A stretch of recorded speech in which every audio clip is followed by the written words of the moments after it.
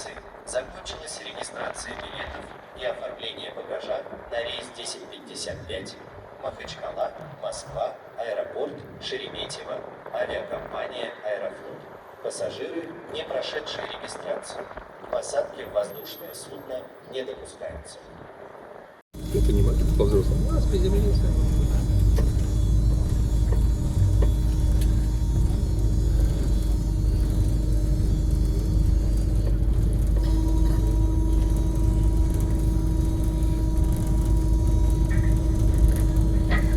Спасибо, дядя Сереж.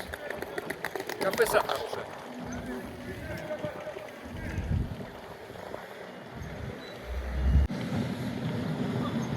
Аутентично нас встретили. Такси, Да, такси, кричат давай. прям. Эй, давай такси. Хорошо, красиво, прям. Я считаю, что нормально. Как в старые добрые времена. Да. А как ты хотел?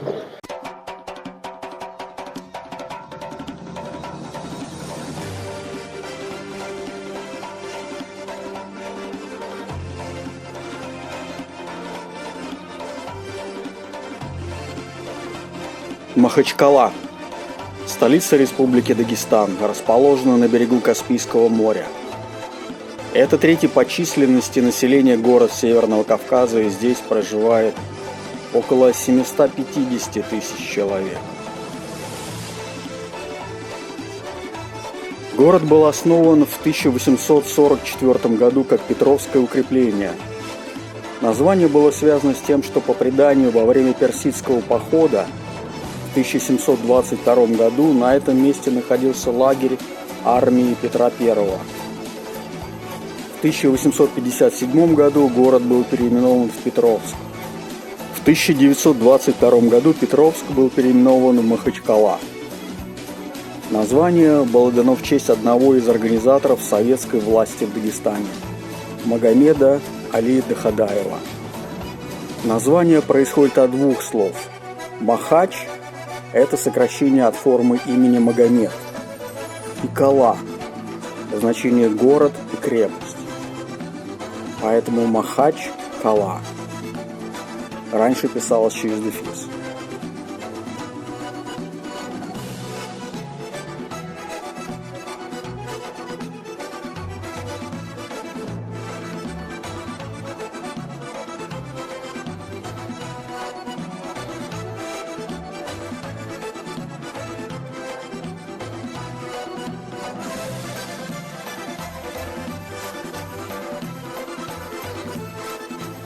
Мы на главной площади Махачкалы, площади Ленина. Здесь находится Народное собрание Республики Дагестан. Это местный парламент, а также администрация города Махачкалы, Дагестанский государственный медицинский университет, Дом дружбы и Министерство внутренних дел Дагестана.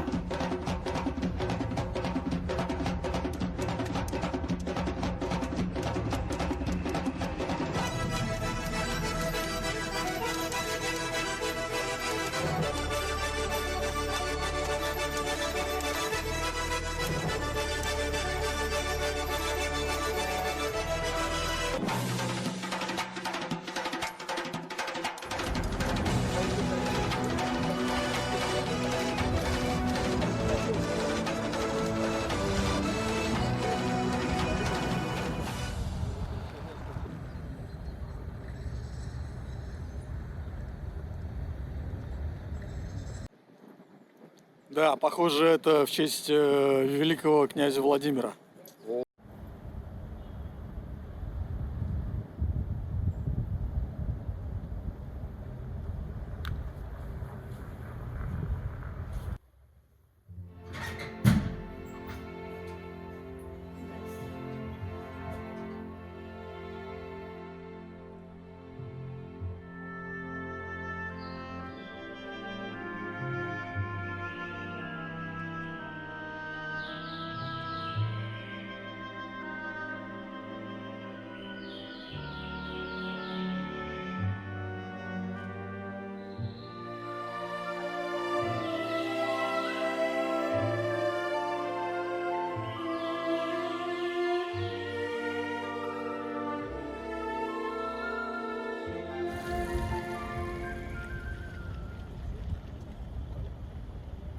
Рядом с парламентом слева и справа находятся два однотипных здания. В одном располагается православная церковь в честь равноапостольного великого князя Владимира, крестившего Русь в 988 году. Второе – это мечеть имени имама Дагестана и Чечни шейха имама Шамиля Гимринского, национального героя и духовного лидера народов Дагестана и Чечни. Имам Шамиль воевал с армией Российской империи при императоре Николае I и сдался в плен в 1859 году генерал-фельдмаршалу князю Борятинскому.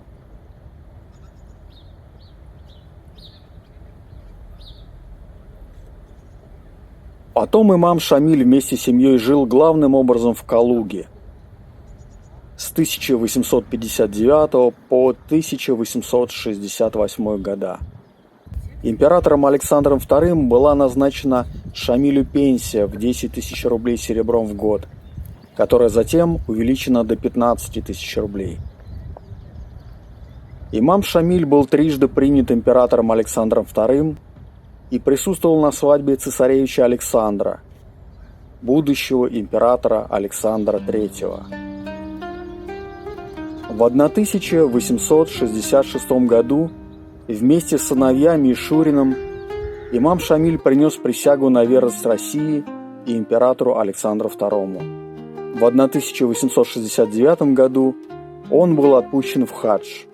Имам Шамиль скончался в Медине в 1871 году и похоронен на кладбище Аль-Баки. В 1925 году над могильный камень имама Шамиля, как и другие мавзолеи и высокие плиты на кладбище, были снесены по приказу короля Саудовской Аравии, поэтому точное местонахождение могилы имама Шамиля сейчас неизвестно.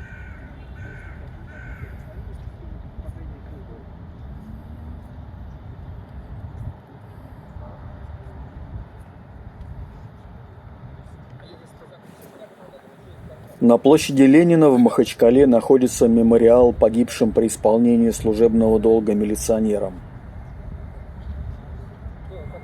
Несмотря на всю добродушие, открытость и добросердечность местных жителей города Махачкалы и в целом всего Дагестана, не стоит забывать о том, что происходило и, к сожалению, иногда происходит. И на площади Ленина, и по проспекту Расула Гамзатова, напротив здания и около здания МВД, мы видим КПП с добродушными милиционерами, которые все-таки говорят нам о том, что все не так спокойно. И не всегда спокойно. Но почти всегда спокойно.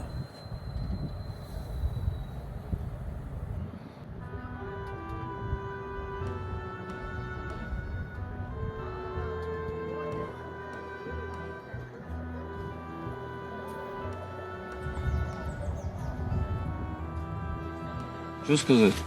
Не работали. Работайте, братья. Видеозапись с телефона уничтоженного террориста шокировала миллионы пользователей интернета. Младшего лейтенанта Магомеда Нурбагандова убили в Дагестане в начале июля. Он отказался выполнить требования боевиков. Владимир Путин заявил, что считает дагестанца настоящим героем. Магомед прекрасно понимает, что сейчас произойдет. Покинуть службу в правоохранительных органах. Вместо этого полицейский сказал только одно. Работайте, братья. Что сказать? Не работали. Работайте, братья. Работайте, братья.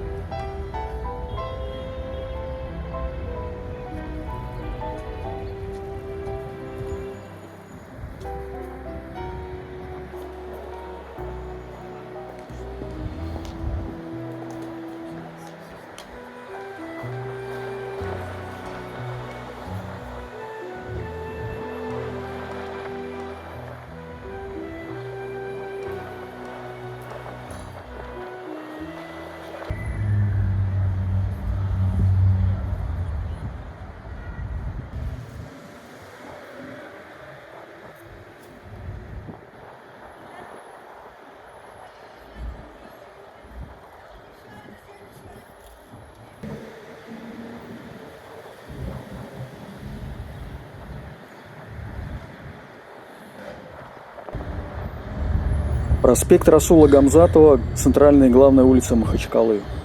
Своего рода Махачкалинский Арбат.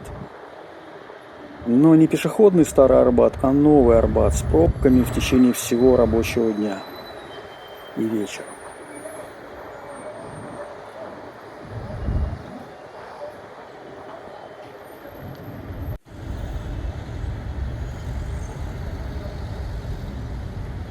Проспект Расула Гамзатова – место проведения торжественных шествий, народных гуляний и так далее. Идет он от площади Ленина до площади Петра I.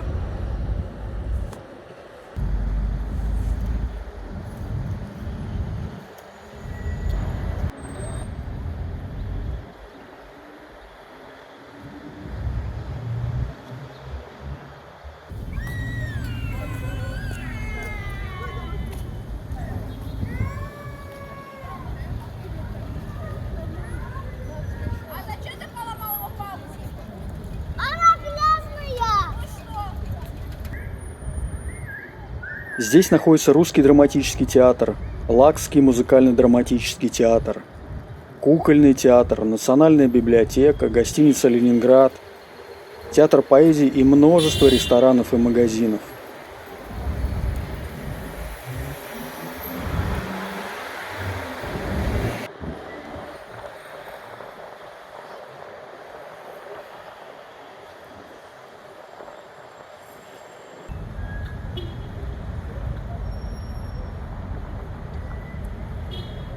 Дагестанцы – активные автолюбители с частым использованием клаксона при езде в качестве возмущения, одобрения или приветствия окружающих.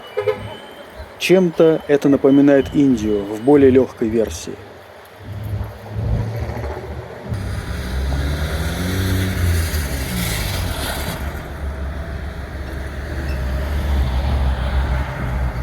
Показывайте. Дай денег по-братски. Эй, брат, дай денег по-братски.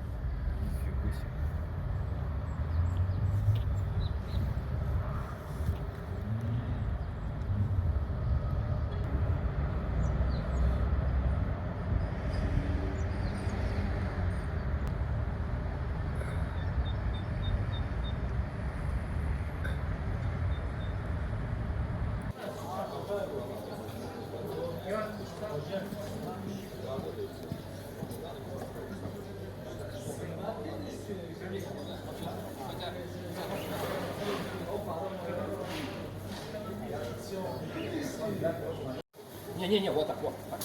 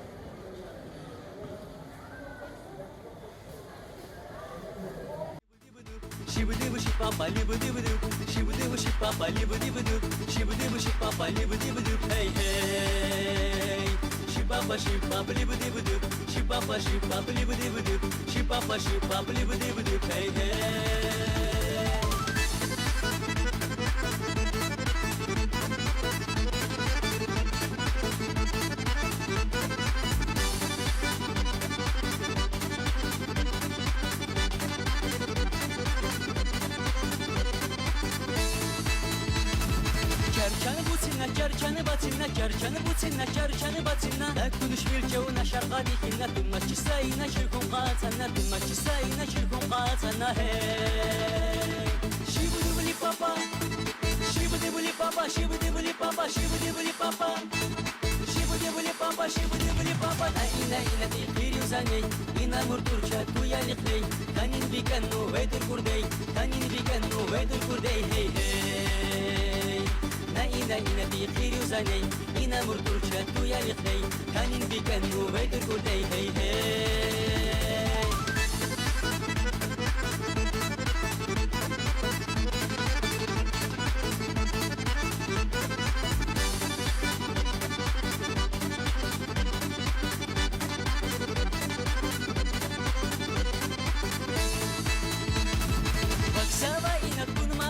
Вот такая она Махачкала и Каспийское море с горы Таркитау и высоты 350 метров.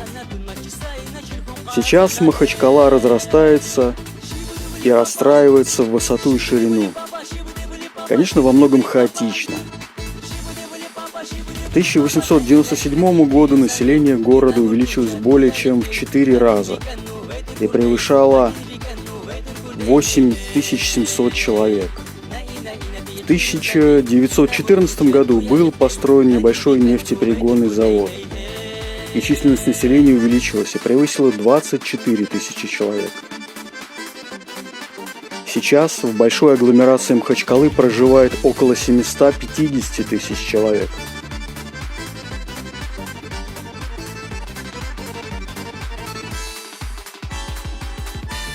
Махачкала не всегда была столицей Дагестана, а стала ей только в 1923 году.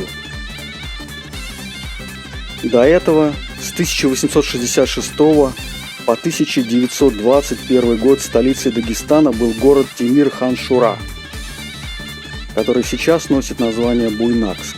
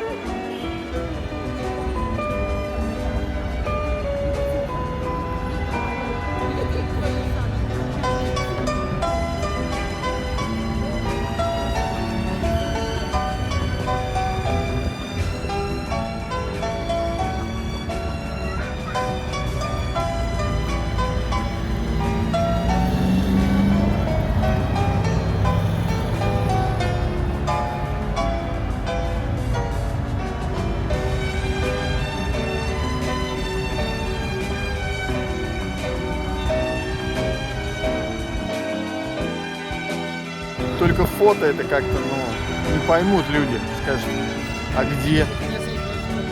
Да.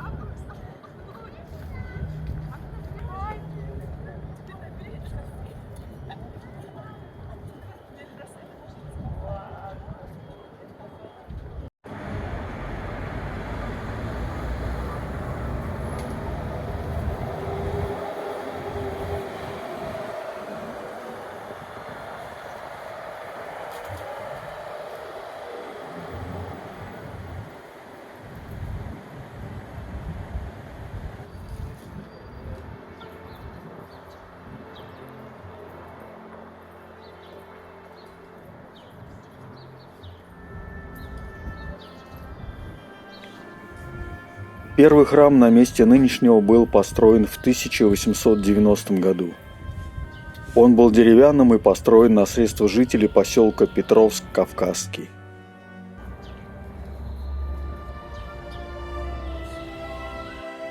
В 1905 году началось возведение каменного храма, на строительство которого император Николай II выделил 1000 рублей. Строительство было закончено через год, 25 февраля 1906 года. Церковь была освящена в честь Сиверской иконы Божией Матери, покровительницы Кавказа.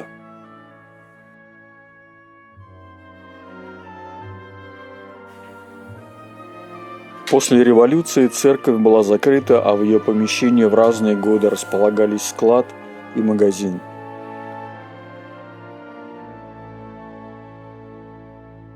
Богослужения начались только в 1943 году, а в 1945 храм осветили в честь праздника Успения Пресвятой Богородицы. –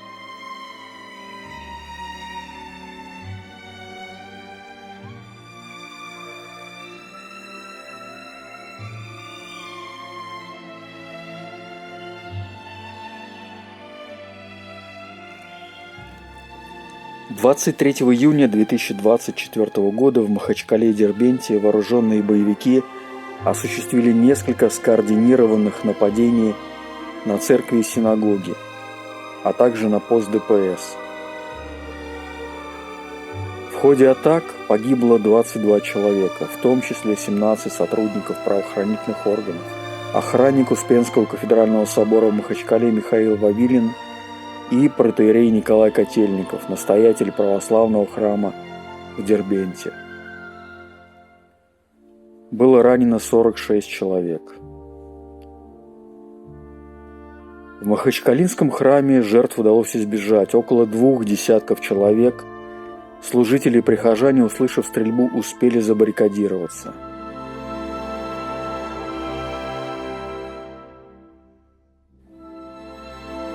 Террористы не успели до них добраться, когда на место событий прибыли силовики. Перестрелка у храма продолжалась длительное время. В конце концов нападавшие отступили и укрылись в доме поблизости. Перестрелка продолжалась до ночи, причем само здание загорелось.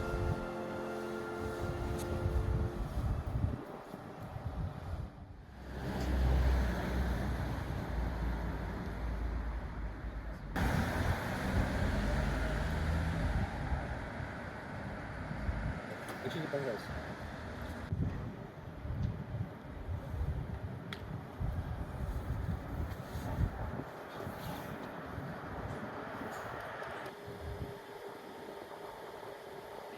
Ja.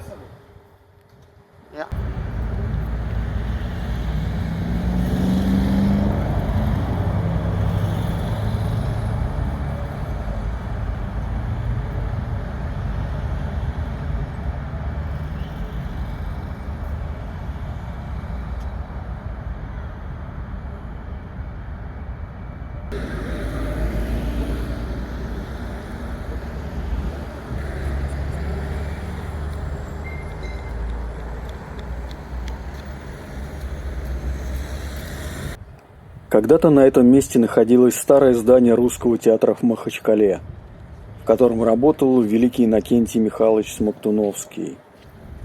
Через дорогу от моря. В 1951-1952 годах. Потом он уехал в Сталинград. Старое здание Русского театра было снесено, и на его месте построили Кумыкский музыкальный драматический театр. А Русский театр перебрался в центр города на улицу Расула Гамзатова.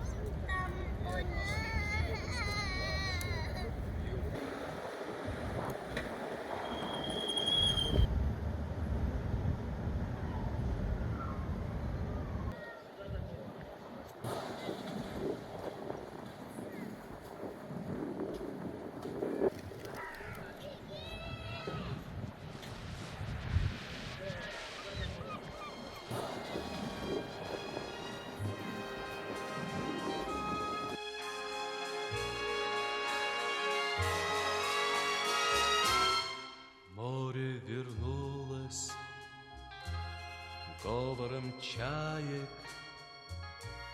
песней прибоя, рассвет пробуди. Сердце как друга море встречает, сердце как песня летит из груди. О, море, море, преданным стало, и ненадолго одаришь прибой. Море, возьми меня в дальние дали, парус малый, вместе с тобой. Грустные звезды в поисках ласки сквозь синюю вечность летят до земли. Море навстречу им в детские сказки на синих ладонях несет корабли. О, море, море, где дым стало, и ненадолго одаришь прибой. Море, возьми меня в дальние дали, парусом алым вместе с тобой.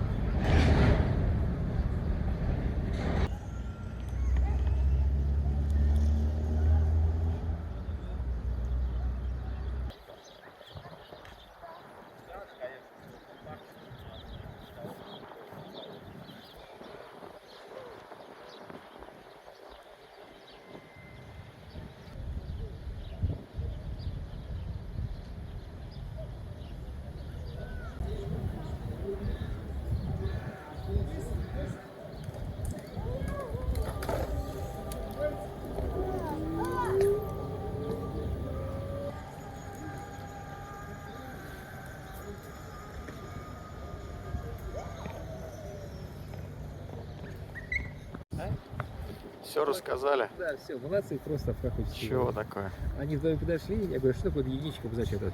Есть х с мягким носом, хи, а если хи, так, там х, а если это какой-то сейчас ха. Он номер какой?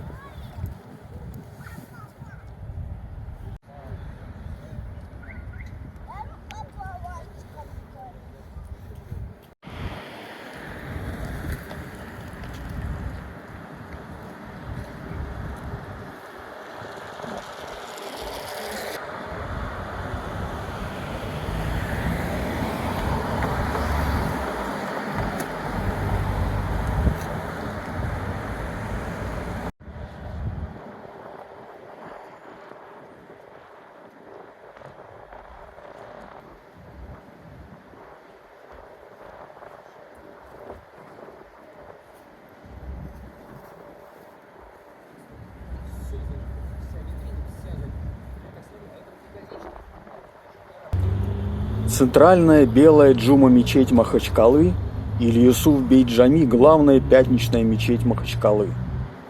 Тут совершается намаз-молитва в полдень пятницы всей мусульманской общины. Ширина джума-мечети примерно 30 на 50 метров. Высота главного зала для молебнов 12 метров.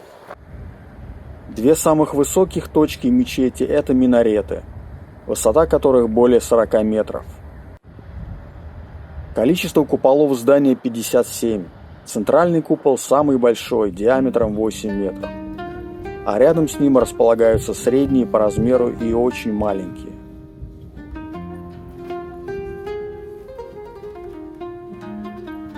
Строительство мечети было начато в 1991 году благодаря финансированию одной из богатых турецких семей.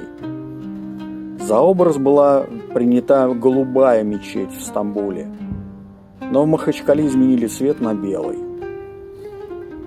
Торжественное открытие состоялось в 1997 году.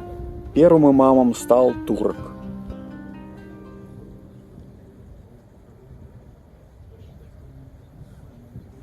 Выстроенная мечеть могла вместить около 8 тысяч человек, а верующих было гораздо больше.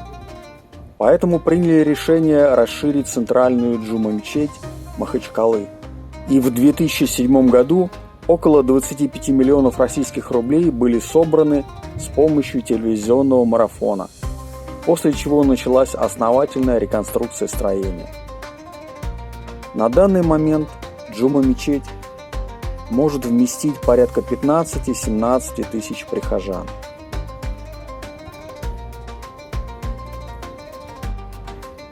Мужчины и женщины молятся в разных залах согласно законам ислама. Первые – в помещении, покрытом шерстяными зелеными коврами, а вторые – коврами с красным золотом.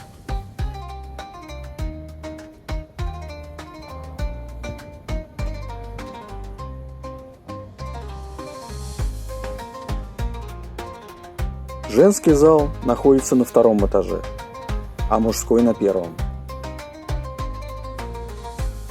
Помещения ярко освещаются огромными жемчужно-сиреневыми люстрами, созданными из уникального стекла, привезенного из Дамаска.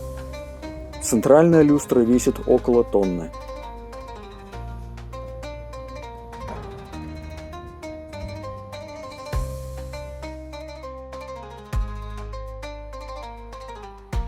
На территории комплекса в центральной мечети Махачкалы находятся различные здания. В первую очередь это муфтият, а также университет, в котором преподаются основы ислама.